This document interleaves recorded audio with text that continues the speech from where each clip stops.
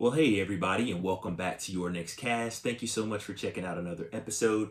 If this is your first time to the channel, I appreciate you stopping by. Feel free to leave a comment below. We'd love to connect with you. And if you enjoy this content, please throw those thumbs up. That's always encouraging to me. And if you want to see more content like this, there's a subscribe button you can hit right down below to your right, my left. It might look red with some white letters.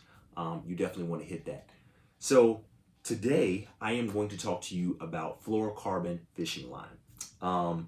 As we get ready to approach this fishing season, spring is just around the corner. A lot of people are starting to fish. Some of you didn't stop fishing. You've been ice fishing. You're still ice fishing and catching winter bass. So I've been watching a lot of your videos and enjoyed a lot of them. So I appreciate you giving me some content to watch while I have not been fishing at all. It's hard to believe that I haven't fished in, I want to say 2 or 3 months at this point.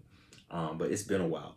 But anyway, as I'm getting ready to put line on my reels, because none of them have anything on them at this point, I thought I'd do a video about the line that I use the most. And so I'll probably do a video at some point to kind of explain the differences between fishing lines. So you have your traditional monofilament, which is what a lot of people have used for a long period of time. It's a line that stretches. It's a line that floats.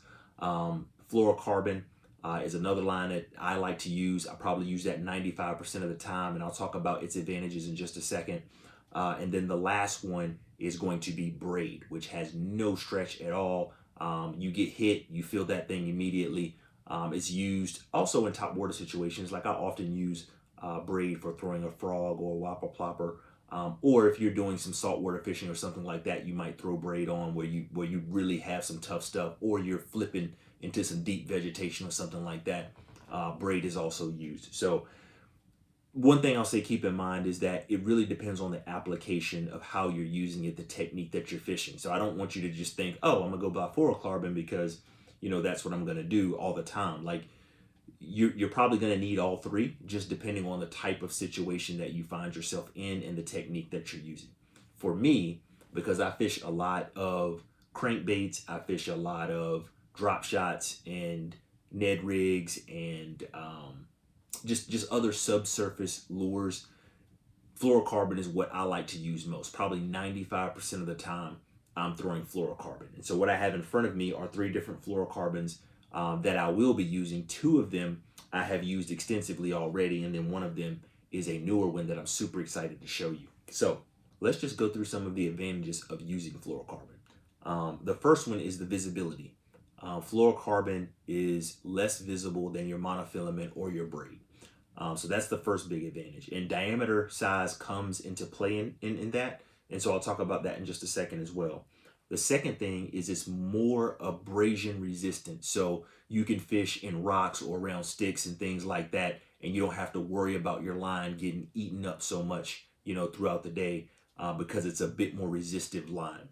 The other thing is it sinks. So it's a bit more dense. So when you throw fluorocarbon in, you're going to have a better rate of fall when it's sinking. And so you might say, well, Titus, if there's something heavy on the end of the line, it's going to fall in the water. And it will, but that rate of fall matters. And I have seen in my experience that, a couple of seconds or milliseconds even matter when it comes to rate of fall and getting bites consistently. And so you might think to yourself, Titus, there's no way that matters at all. What I'm telling you is that might be the difference of you getting skunked or at least coming away with 2 or 3 fish, or catching, 11 or 12 fish versus catching, 3 or 4 fish. And so trust me, it matters. And so the last thing I'll say about it is with fluorocarbon, there's less stretch in the line. There is some stretch, but not as much as monofilament, but it's not as tight as braid is. So it's very little. Now, the good thing about that is it helps in your sensitivity. So you can feel when you get that bite, but that's not all based on line. Like your rod has a lot to do with that too. So having a good sensitive rod makes a difference. And of course, having good sensitive line also helps you feel that bite when you get it, so you can set the hook as soon as the fish picks it up. The other thing I want to talk about in fluorocarbon line is the diameter of it. And so from left to right, maybe from right to left from where you're looking at, I'm going to start with the least expensive line, and that's this Spider Wire Easy Fluoro. And these are all 6 pound. And so I wanted to show you a comparison of 6-pound test line. And what that 6 pound indicates is this line, it can withstand 6 pounds of strength or pull before it snaps.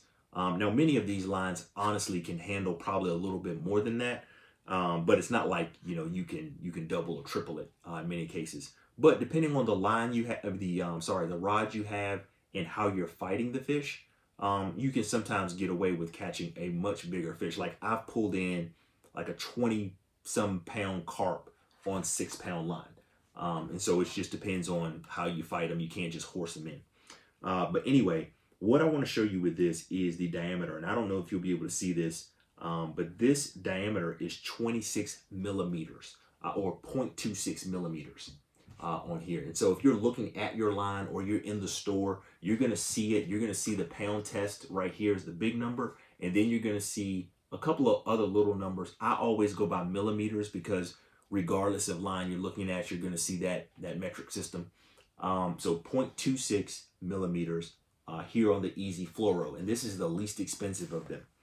The next one I'm going to show you is one that I use frequently that I really, really like. And that is the Berkeley Vanish. This is also 6 pound right here. And the diameter on this is 0.22. So notice we went up in price and still these are really inexpensive. So this one is going to be less than 10 bucks at Walmart.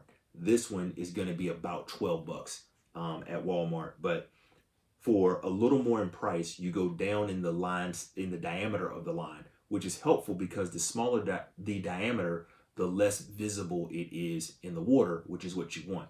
I've often heard it said this way when somebody asks, like, what pound test should I be fishing with? You want to go with the lightest line you can get away with. So it depends on where you're fishing, what you're fishing for, and I mean, a lot of other variables, but mainly those two, where you're fishing and what you're fishing for, and what the lightest line you can get away with, that's what you should use. So if I know there's a time where I'm going out and I'm probably going to target more crappie, for example, I might actually use 4-pound line and fish with it because I can still pull in a bass that's 2 or 3 pounds with 4-pound line. Now, I don't recommend going out there as a strategy to do that, but sometimes, you know, it happens. You can't always control what bites your lure. And so you want to be able to make sure you can pull them in. But I might go down to 4-pound line. But typically I am, especially when I'm finesse fishing, I'm in the 6 to 10 pound range. Just depending on where I'm at, how deep I'm fishing, and that type of thing. Typically 6 and 8 are probably what I have on my reels more often than anything else. And this Berkeley Vanish is definitely on there a lot. There's also a copolymer line, not to muddy the waters, but there's a copolymer that I really liked last year. Do I have a, this might be it. No, that's a, I don't know why I didn't show you this one. This is a P-line fluoro-coated fluorocarbon line. I have a bunch of line all over the place because I'm getting ready to spool my reels up. So you're going to see a lot of videos probably over the next several weeks about what my process of getting ready has been like. I should have had all these videos up already, but again, that just didn't happen. So anyway, back to the point of what I'm making. This diameter, a little bit bigger, less price. A little bit more price, smaller diameter. Now this one is one that was given to me for a Christmas gift. I actually got 2 of these from my older brother Levi, so thank you Levi, and then my mother-in-law, so thank you Miss Coles. I appreciate this as well. For those that know me, I'm a pretty frugal person, and so I rarely will spend more than, like you say, $10 or $12 online. And typically when I get this line, it's because it's on clearance or somebody's getting rid of it or something like that. This line, this Sunline Super FC Sniper, I've heard a lot of good things about. This is about 20 to 25 bucks depending on where you get it. But I've heard even the pros talk about this specific line. Now here's the thing, it went up significantly in price, but the diameter is 0.20. So we went from, what was this, 0.26 to 0.22 to 0.20. Now you might say, Titus, does that small amount of millimeters actually make a difference? I'm inclined to believe it does because I've clearly seen a difference between these two. I'm curious to see if this is worth the price and if it makes that much of a difference from this right here, because this is twice as expensive as this is. So I'm just curious to see what happens. But the idea behind it is This will be a much stronger line, have a smaller diameter, so I should hopefully get more bites because the line is less visible. Again, I will have to adjust to what my rate of fall becomes like with fishing with this line, because that's something you always have to keep in mind. And that's why I often tell people, even though they ask me, Titus, what are you fishing? What are you doing? What size of lure are you throwing? What weights are you throwing?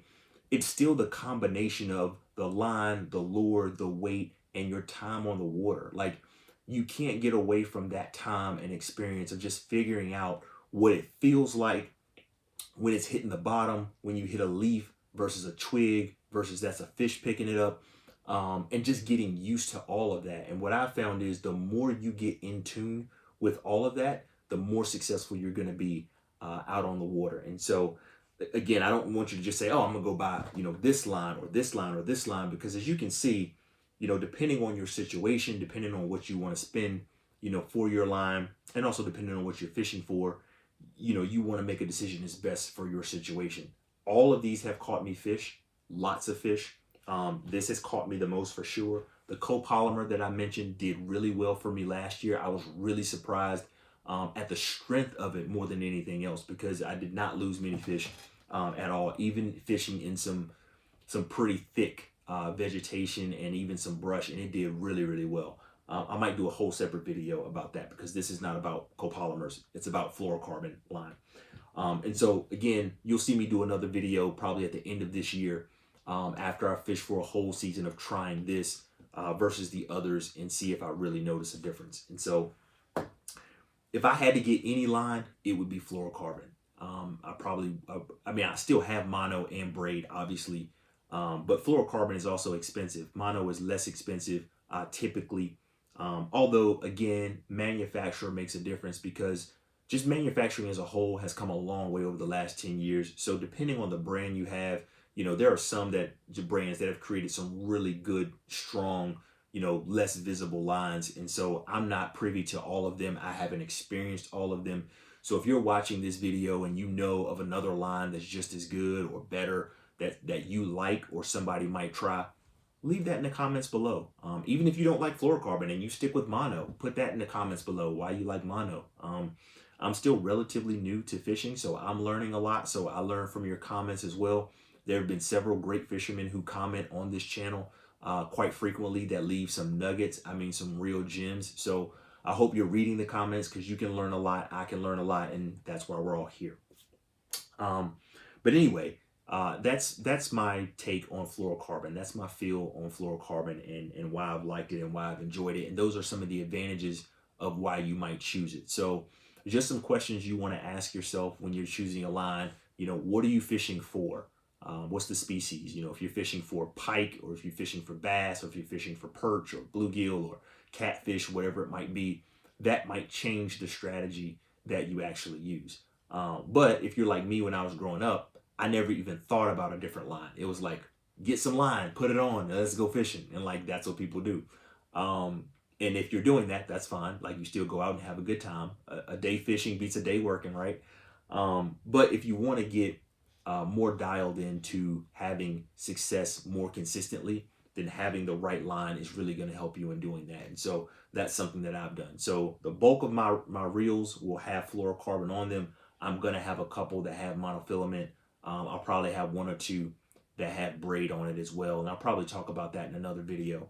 But the last thing I'll say is, a lot of people don't run straight fluorocarbon because, again, it's expensive and you don't want to waste it. So you're not going to use up all that line, that you put on your reel. And so a lot of people actually put braid as a backing on their reel, meaning they tie the braid on first, maybe put 20 yards of braid on there, and then tie their fluorocarbon on. Or some people just use braid all the way and just have a fluorocarbon leader. That's become a really popular technique at this point. So your whole thing's braid, because that stuff's not going anywhere.